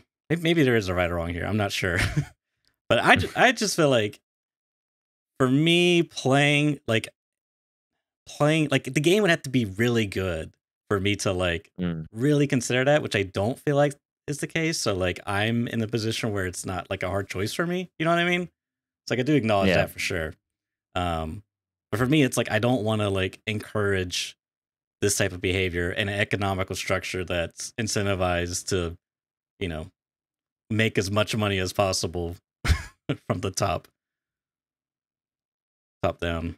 So that's just for me is like, if as you said, if I become aware of it, then that's almost like worse than being benevolent, like not knowing, it's like such a much more, better attitude. But like exactly. Now that I know about it, I don't want to care about it. Like really, I don't want to have to like make a decision based on that. Like I don't really want to support like IP theft particularly. Right. Like I don't go out of my way to be like, I'm going to side with these guys. I just don't feel like I have a side on it, in that way. Like it's just annoying because then you're part of the problem if you don't, fight back against this kind of thing. But then at the end of the day, does it make any difference? I don't know. That's another, that's another tough thing because it's like, does my one tiny cog in, but that's the same as many things about voting and all sorts of other stuff. So you get down a whole rabbit hole of apathy if you go down that rabbit hole. So it's like I don't know. I find it personally tricky. Yeah. No, I can agree with that because and that's the thing. I don't even actually have that strong a desire to play ABI. I'm just like it would be very easy I'm just trying to be honest. It would be very easy for me to be just like, I don't support IP theft and I'm never going to play this game. Just like take a very kind of like moral high ground about it. It would be easy for me to do that, right? Like I don't need to play ABI. It's not a game that I'm probably good. Like I'm much more interested in Grey Zone than I am about ABI. Let's put it that way, because like it's so close to Tarkov. May as well just play FT, right? So it would be easy for me to do that, but I think it's important to be honest about like how we actually feel about these things rather than just taking the route of least resistance. Because like, where do you draw the line as well? Like where do you draw the line on this stuff? It's like how much do we think is stolen, right? If it is stolen, how much do we think actually is stolen? Well, none of the levels, right? Like there's a lot of stuff in the game that they've made. If there's like 5 assets that are stolen, is that okay? Is that enough for people to play, or is it the principle? It's tricky. I don't know where I draw the line. Like, I think that's why I'm struggling, right? Because I don't know where I draw the line. We don't know how much theft we're looking at. Even we don't even know whether it's true. We don't know if BSG and Nikita are bullshitting about this. Whether it kind of looks like it's true based on the handguard and the textures, but maybe there's who knows. Maybe there's some explanation. It doesn't seem likely, but I don't know. Yeah, I mean, it's I think that's valid. It's very complicated. But and it's annoying. I just find it annoying that's like, this is the thing. Surely it would be so easy for them. I know it saves time, obviously, but surely they could just like do it themselves, right? Is it that important to have it super accurate that they have to steal it from Tarkov? Like, why do they have to do that in the first place? It's just weird. Yeah, saving time, I guess, and getting it out as soon as possible and making more money, right? That's the reason. But it's just weird because if they thought they were going to get away with that, then. But again, maybe they don't care, because there's going to be a vast proportion of consumers that don't care, and say 5% of the player base says, no, I'm not going to play it because of whatever, and then everyone just carries on, and that's just the way it is. Like, maybe that was the risk they were willing to take. I don't know. It just seems an odd place to skimp, right? If you were going to skimp anywhere. Yeah, I guess. I mean, yeah, maybe. I don't know. I feel like I could poke back at that, but I don't know if it's that important. Overall, I guess the one thing that I do want to mention is, like, I do agree that I do feel like there is some truth that what is my one contribution in the giant cog, I do feel like there is truth in that. And I think you can look at it as a somber way, but another way is like, there has to be like changes to this. You can't just like put to gamer this gamer put this in gamer terms. You can't just slap a found and raid patch on it and call it a day. All right, you gotta dismantle the whole system. You gotta do it from the ground up. Put all the tags in for everything. Flag everything. You get a flag. You get a flag. You get a flag. You need like structural changes, so like the incentives are different. But anyways, oh man, I don't know. Yeah, the whole topic it kind of just depresses me a little bit. Yeah, like I said, I get that for a lot of people, even for me as well. It's like sometimes you just like don't want to, like, you just want to disconnect, and just like I frequently, I'll have like a bunch of tabs for watching stuff for later, but sometimes I just want to watch Mr. Streamer play Marvel Snap and turn my brain off for, you know what I mean? Like, I could watch these very deep philosophical stuff, or like, 8-hour analysis on Fallout 3, which is also kind of popcorn, turn off brains. Yeah. But yeah. There's the other side of it too, which, there's a couple of posts in chat about it, which is sort of also valid, which is that, well, if Tarkov uses all sorts of brands that they say they've licensed, who knows whether they've actually licensed them or not. Like, Russia doesn't really care about IP either, which is sort of ironic. And I believe there's brands in, I mean, I don't know this as fact, but there's brands in there that are unlikely to have allowed their usage just based on history, I believe, from people who are more knowledgeable than myself. There's even interesting things like the HICOM Trooper armor, which got changed to, well, that's actually still the same, but the place is called the Tallcom. So they actually ended up changing that. And originally they had, what else was there? There was something else that got amended. Red Bull, and then it got changed to Hot Rod, or was that? I don't know if that was ever Red Bull to begin with. I don't know. I'm not sure. There was a weapon part. Man, I can't remember what it was now. It's either weapon or armor. Something got changed.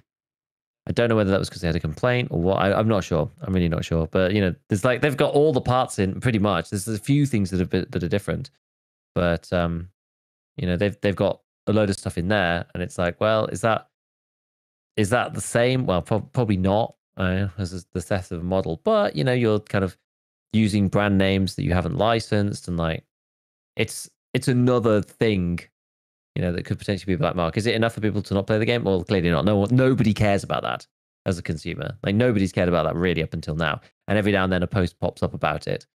So I don't know. It's just it's just weird. It's like the things we care about versus the things we don't care about. You know, like they should have to pay whoever to license the stuff. They don't pay them, but we don't care about that. But then they had some of their hard work taken by somebody else. Does that directly affect them monetarily? Probably not, but it feels worse. It's weird, right? Yeah, I mean, I just don't know if a lot of people. Yeah, I guess probably Primary Arms.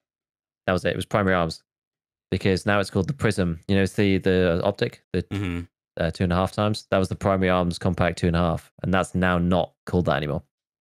Primary Arms got stripped out of the game, so I guess they did listen on that point. But it's weird. Yeah, I mean, I'm sure there's someone out there that's like a huge Primary Arms fans and was like, you know, if they were to become aware that they didn't get the proper copyright, they would be mad. But that's probably like 0.00001%. You know what I mean? I guess the only reason why people care for this other thing is because they're, you know, we're like so tightly invested in it, so to speak. Like, you know, a lot of people pretty much, if you're playing ABI, you have heard of Tarkov. I mean, it's highly unlikely. Yeah. So I guess it hits like closer to home, so to speak. I guess so. Whereas, like, you know, Nike brand probably, or Adidas, probably not so much.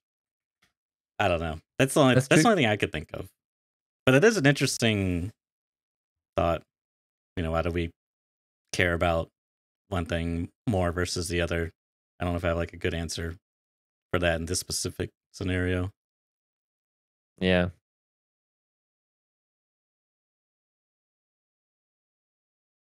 Okay. Are we done on DongGate? I think DongGate is over. Well, for now. Good. Well, ongoing. It's done for the cast. We'll see you next week for part 3.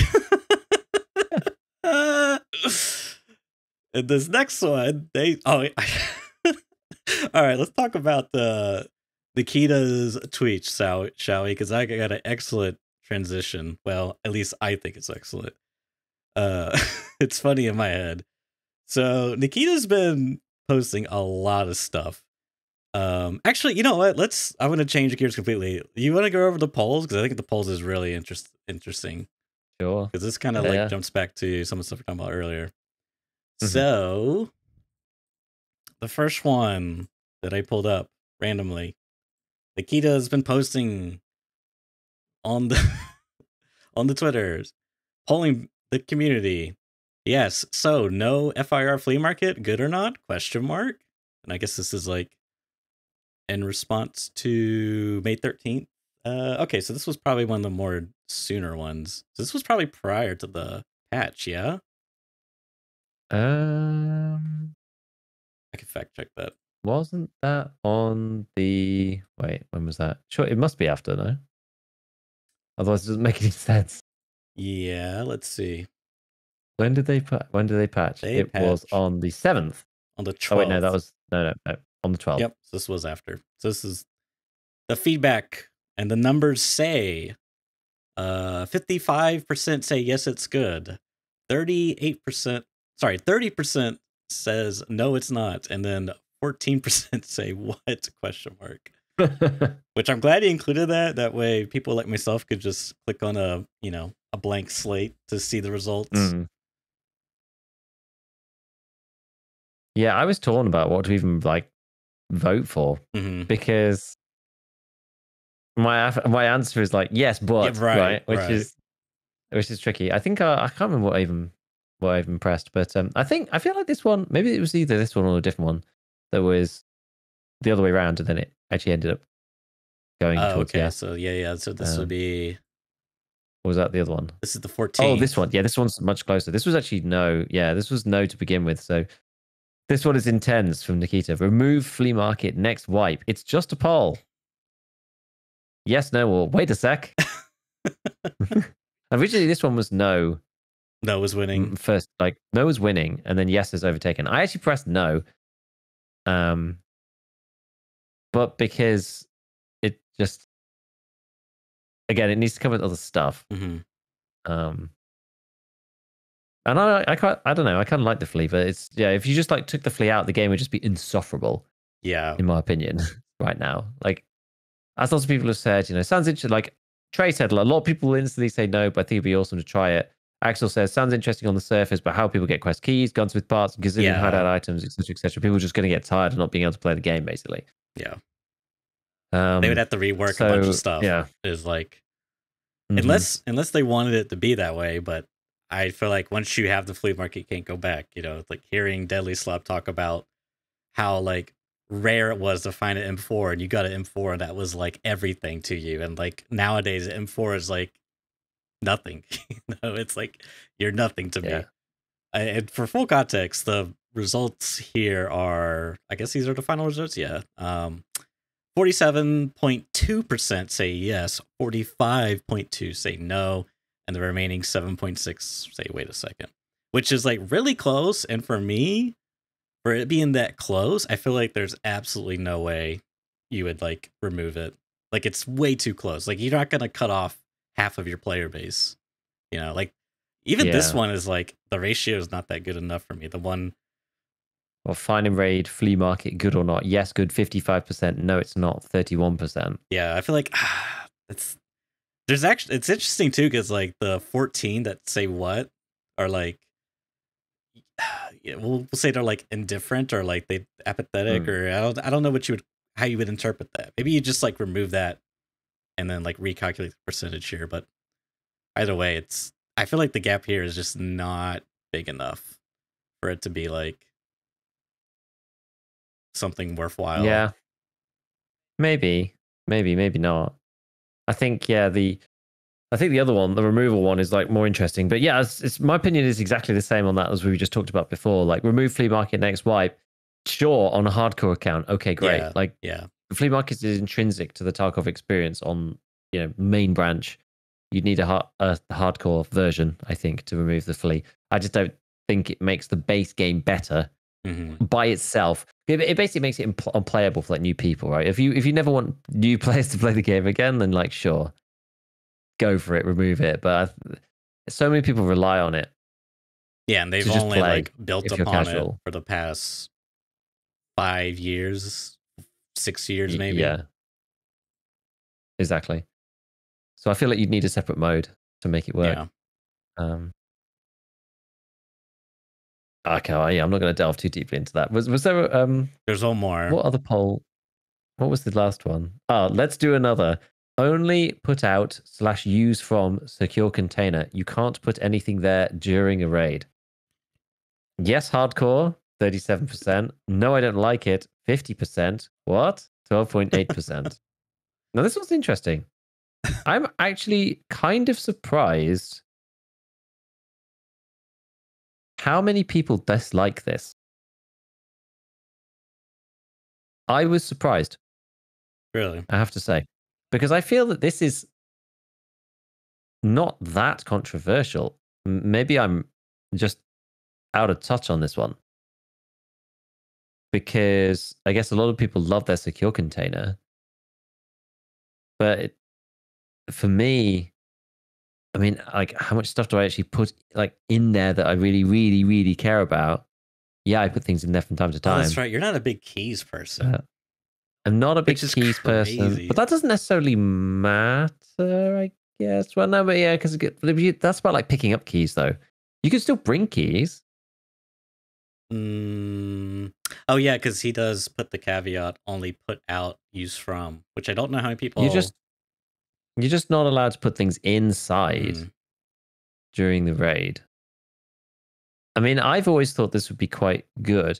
There was I know Trey had an alternative solution, which I thought was like kind of interesting, which was that if you put something in the secure container, it loses find and raid. So you kind of have the choice. You have to like keep it in your backpack if you want it to have, but now they've removed find and raid. It's like confusing. But this is assuming the old system, I think. So you has to be find and raid to go on the flea. Then you can decide, okay, I want to save it and I can't sell it, or use it for quest. But I could sell it to a trader if it's like high value. or red key card or whatever it is. But I could sell it on the flea if I keep it in my bag.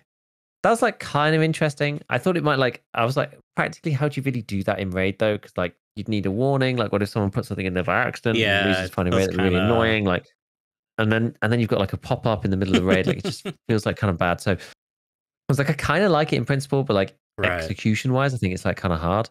Whereas I feel like adding nothing to the not being able to add to the secure container, it's always been my preferred like hatchling fix, really, along with like adding some scavs in other places. But it's always been my preferred hatchling fix. I don't think it changed the game that much. And most people use the secure containers like bring in ammo and meds and yada yada. Like, yeah, people store stuff in there from time to time, but like, how much can you actually keep in there? Like, yeah, if you find a Ledex, sure, you can put it in there and then you can sell it to therapists if you die. Okay, great. But like, how much does that materially change your game? Like the way that the game is played and the delta on the difference in money. Like, is it that much? Like, how often are you in that situation? I'm not sure. But like, people really hate it. It seems like this is actually the only poll that ended up being no. Well, so I'm clearly wrong. I think it harkens back to the same idea of like you said, flea market is like a lot of people depend on it. Like as many people have said in chat, like if you find a Markstrom key or a red card or the key that you need for that quest, you know, because it's like it only spawns in jackets or whatever, because that's how they do it. So you've been farming jackets all day to do this quest, whatever. Or it's a really expensive key for a quest, you know. Like I don't know. Point being is like you now it's like another thing that makes the game more annoying, which contrasts to the that's sort of like Tarkov's. The whole point is like enduring the difficult times to get the sweet reward of victory. You know, that's like it's in a nutshell. It's like you can't have one without the other. You know, if it was like super easy, then it wouldn't be a such a polarizing game, I guess. Correct. So yeah, I don't know. I feel like it. Yeah, I feel like this is kind of what I would have expected. Like a lot of people just don't like this idea. I mean, because also like there's also just the inherent value of like finding something valuable, even though you can't sell in a flea market, it's still valuable to the traders, or you can like put it towards a craft or a trade or whatever. Like there's still value to it. It's just not, and it helps mitigate your losses. You know, it's like it's like a it's actually super functional. Like if you, with the, input output factor, there's a lot of function to it.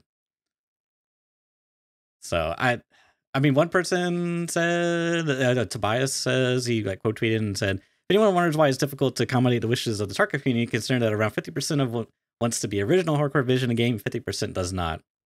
Pick one, and the RF community will feel unheard, compromised, 50% feel the very least somewhat irritated. I think it's been the crux of the game for some long time, trying to find a compromise between uncompromising hardcore realism and approachable casual realism. Hence the coining of player realism, which is what Tarkov has been doing for years now, or which Tarkov has been for years now. Yeah, playable realism. Yeah, I mean, yeah, kind of. Kinda, yeah. But I think I see what you're saying. But point being, it is trying to like do a lot of things at once. You know, it's like an RPG that's not finished, but also like a milsim, but also not. Also a survival game, but also not. You know, it's like it's trying to do a lot One of of the things that makes Tarkov good. Yeah. It's all these things, but also not them either. Yeah. So I don't know. For me, it's not really too much of a surprise, but again, because the percentages here are so like split 50-50, 50% say no, 37 say yes, and then 12 say, I just want to see the results. For me, it's just like, wait, the gap's not big enough. I don't think there's any way to do this. The other take I've seen that I don't like agree with. I don't know if I like want to like criticize too hard, but I've seen like this idea that like promotes cheating, which is like, I just like the thought process is, if you find a LEDX, you can't put a container, a cheater is like is now going to kill you and take it, whereas otherwise you Yeah. would, which my like direct counter is like the cheater, regardless if you had it or not, the cheater was gonna cheat. You know what I mean? It's not that it's gonna stop them from cheating.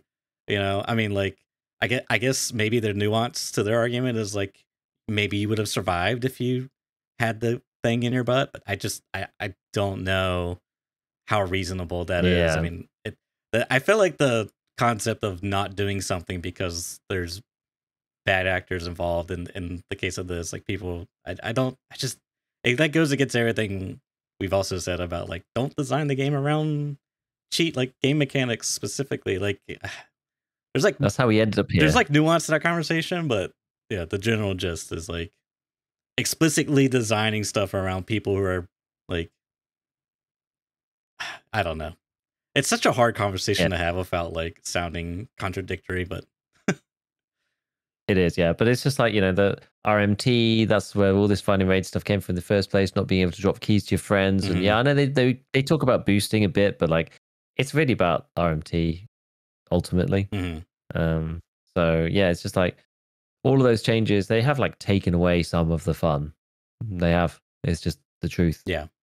So yeah, I don't really, even if it did a bit, right? Like, yeah, it means that you're a more juicy target to a cheater. Like, sure.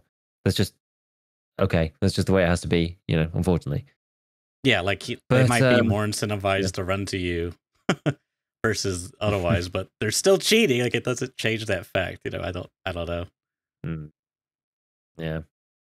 Yeah, I don't know. Like, yeah, just this question. It's complicated though. It's like, how do you stop hatchlings without like, are hatchlings even going to be a problem? Like, do we need to stop hatchlings? Like, are hatchlings a problem without making changes to the secure container? Can you just do what Pestily said, which is just add some scavs around the area? Some people have said like add a few more scavs and make the tagged and cursed thing just like much more hard, but people will find where the threshold is and just go in like min gear. I mean, so it's a tricky one. You could, in my experience, you could bring a flash and throw it, and it like resets their AI for you being tagged and cursed.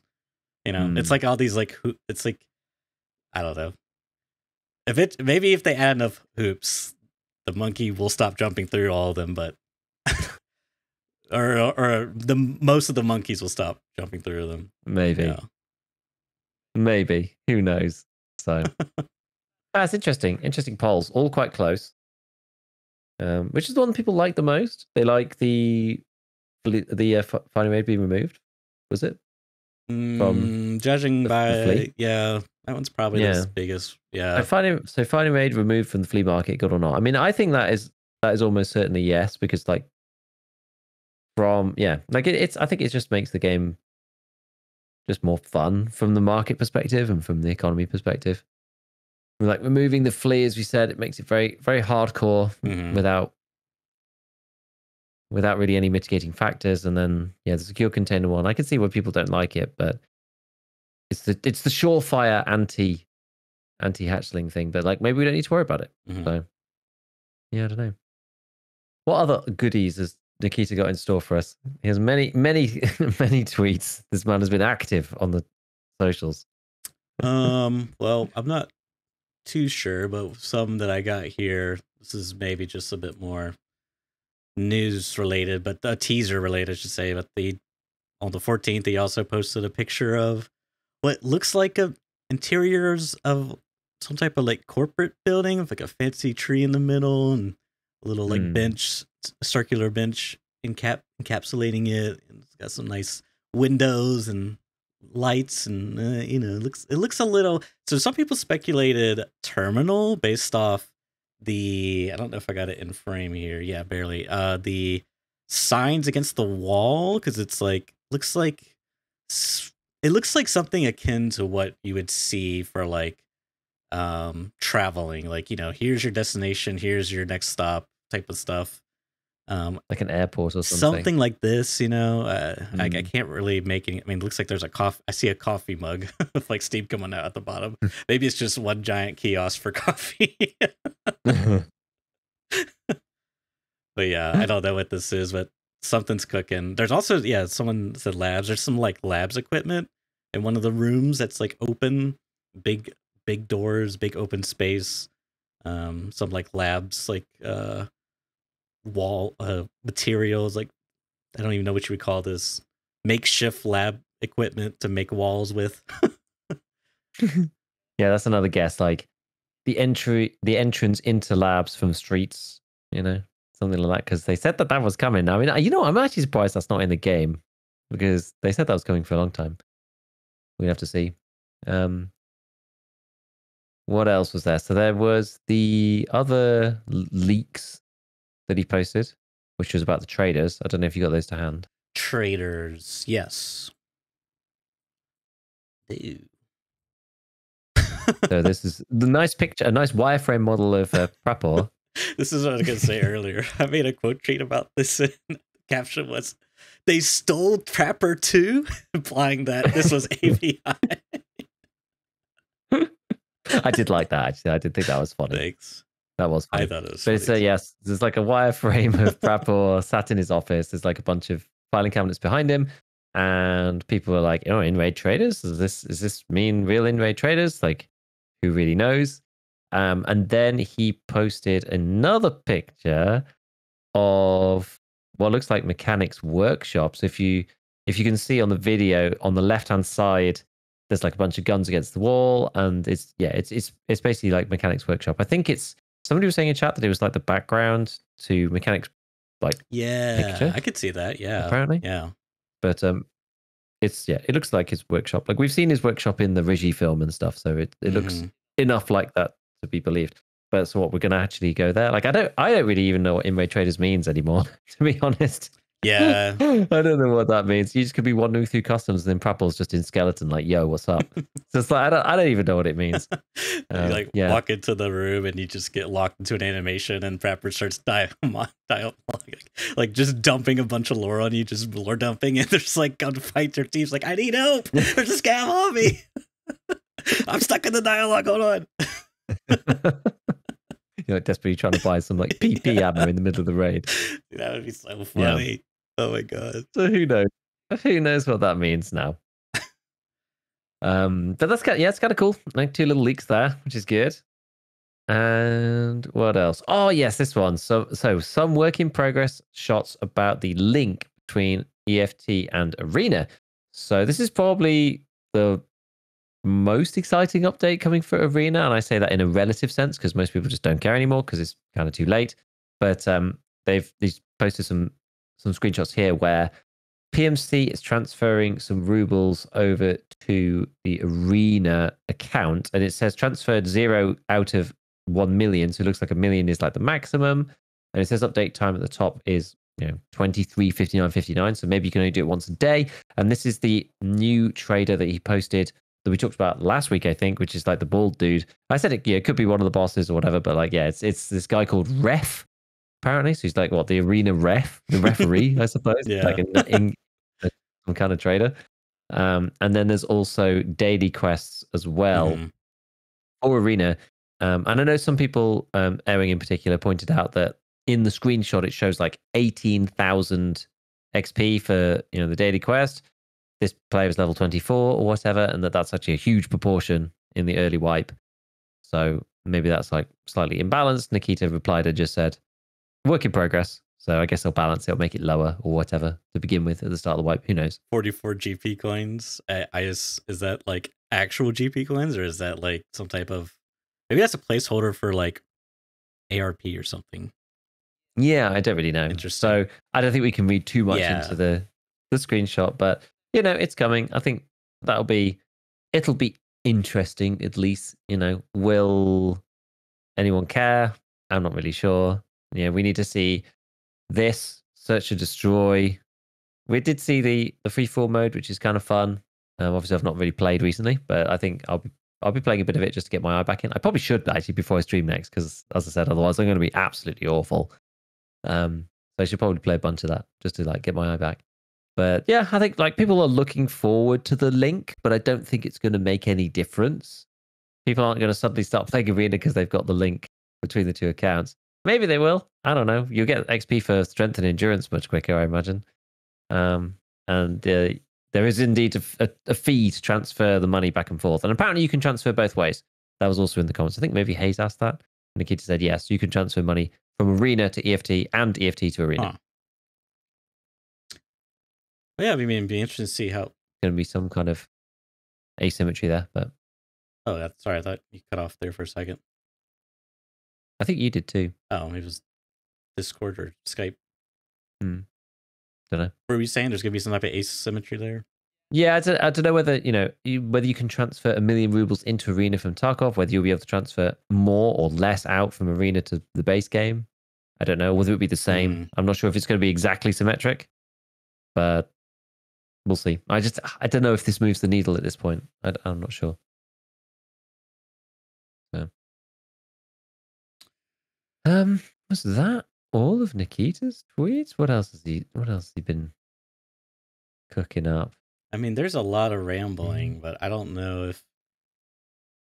Oh, there was like one other random thing which I thought was quite funny. Okay. Which was about so the PvE mode is still being rolled out. I actually haven't even checked to see whether I have PvE yet. And interestingly, I was actually thinking, I was like, my friends who have EOD, it's like I actually maybe could play a bit of.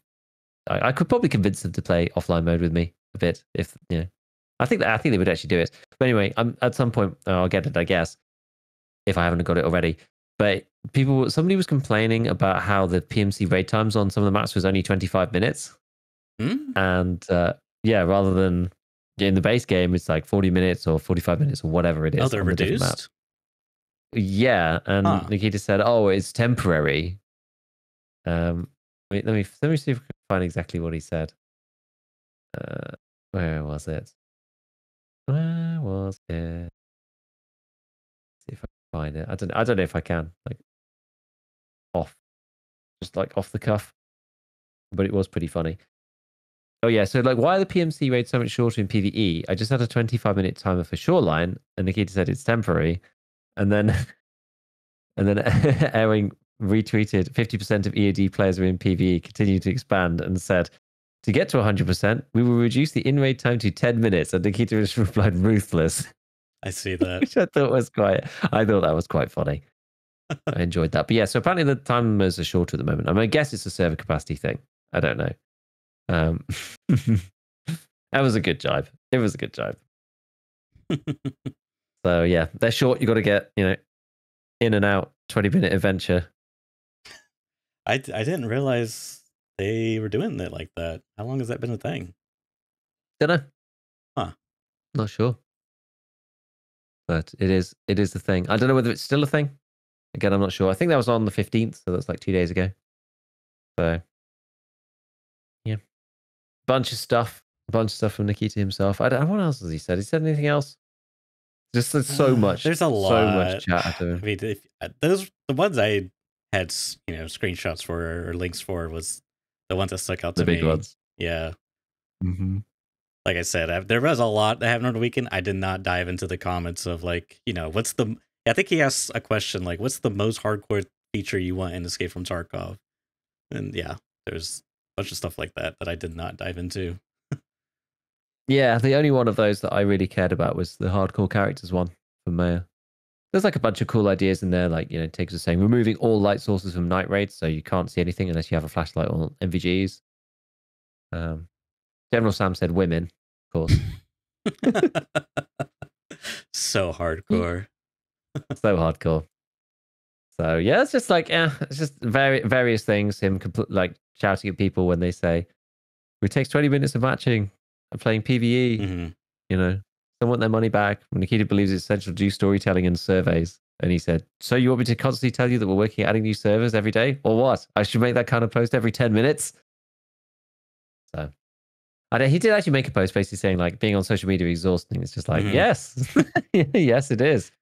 Especially when, you're still in the middle of a sort of, or the tail end of a huge blow up in your particular game. I'm sure it is exhausting to be on there, to be honest. You're kind of the punch bag, and for good reason, but yeah. One last thing. At least I think this will be the last thing. There's a hot off the press Tarkov alert, ScavTalk alert. Let me do my best Helldiver impersonation. All right, so there's a global event. I guess it's like part 2 of the events. Now you have to, I guess, depend on what you chose. I'm actually not certain about this, but I think this would be the case because it makes sense. But anyways, if you chose skier, then you have to then eliminate peacekeepers people on shoreline, and is that 1 million? 1, 2, 3. It is a million, I think. 1 million PMCs. It's a lot of PMCs and on shoreline. Anyways, and then yeah, if you're on team peacekeeper, then it's obviously skiers people on custom. On customs? Oh god. That doesn't seem to make any sense. Yeah.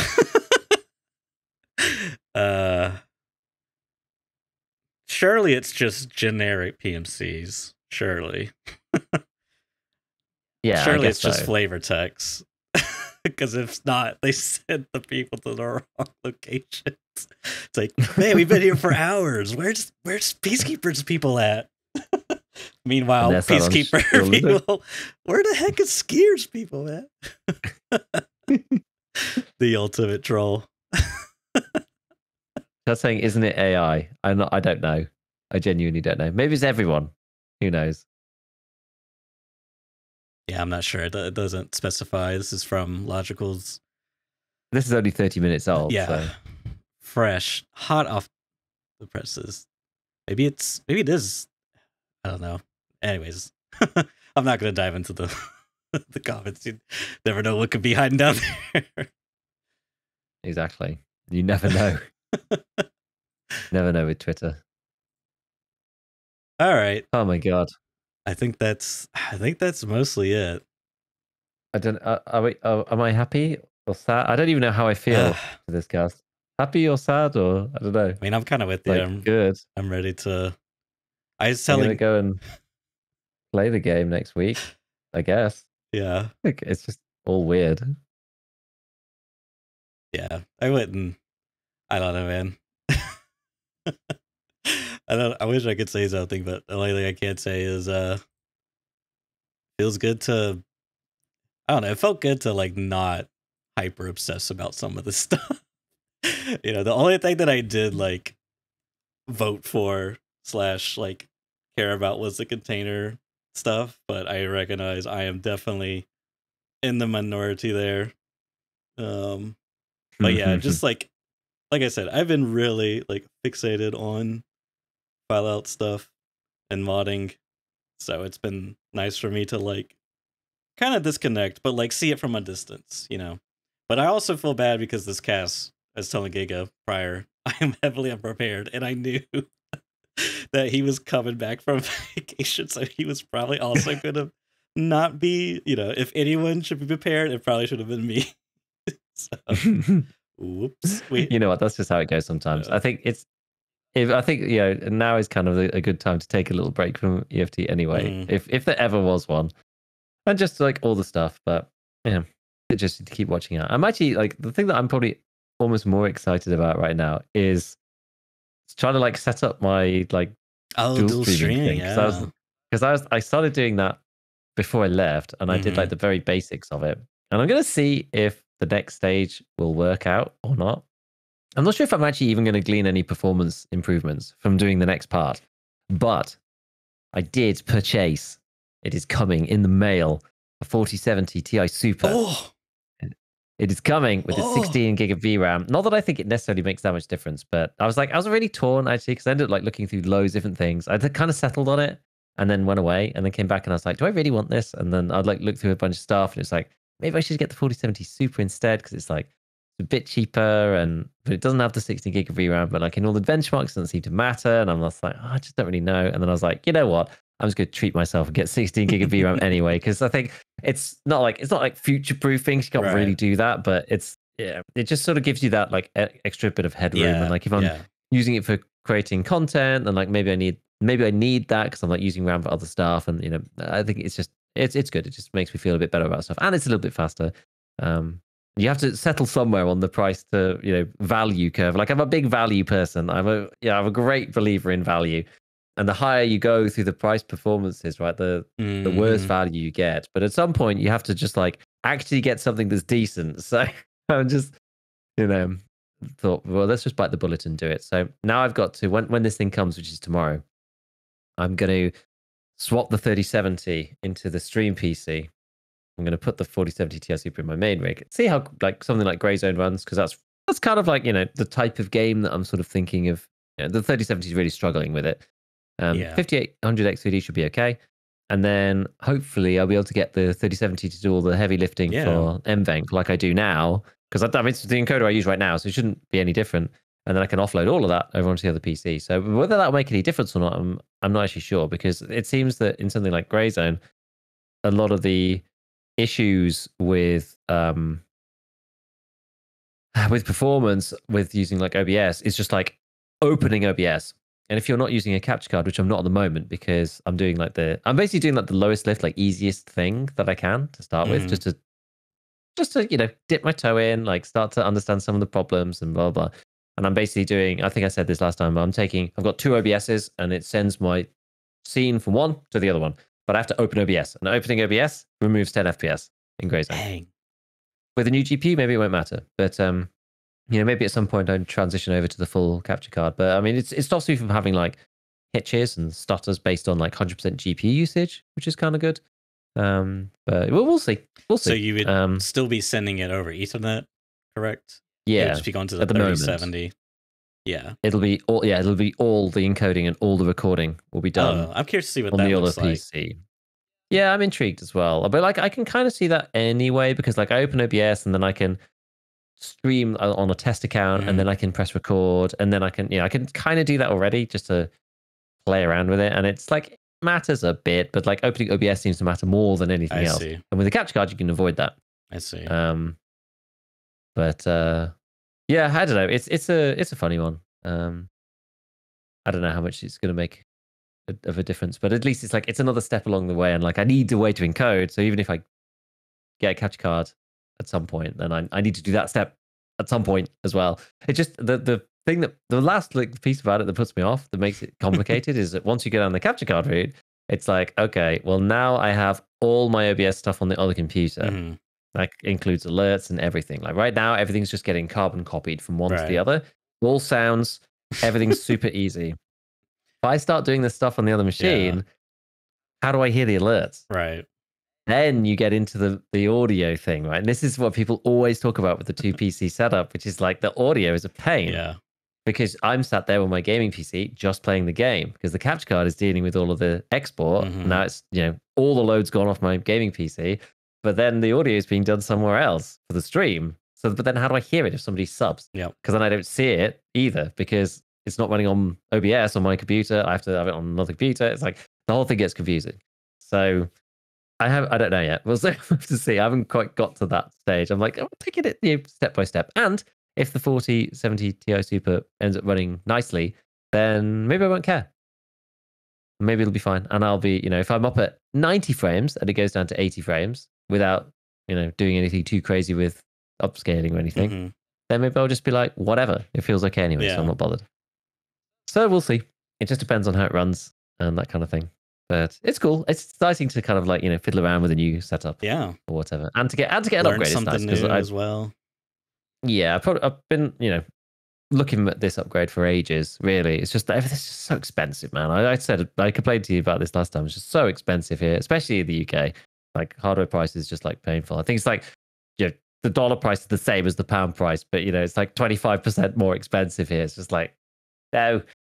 So it's like slightly painful to upgrade, but it'll be nice to have 16 gig of VRAM. I might be able to actually have some decent textures in Tarkov as well. So it's there's lots of benefits. I'm looking forward to it.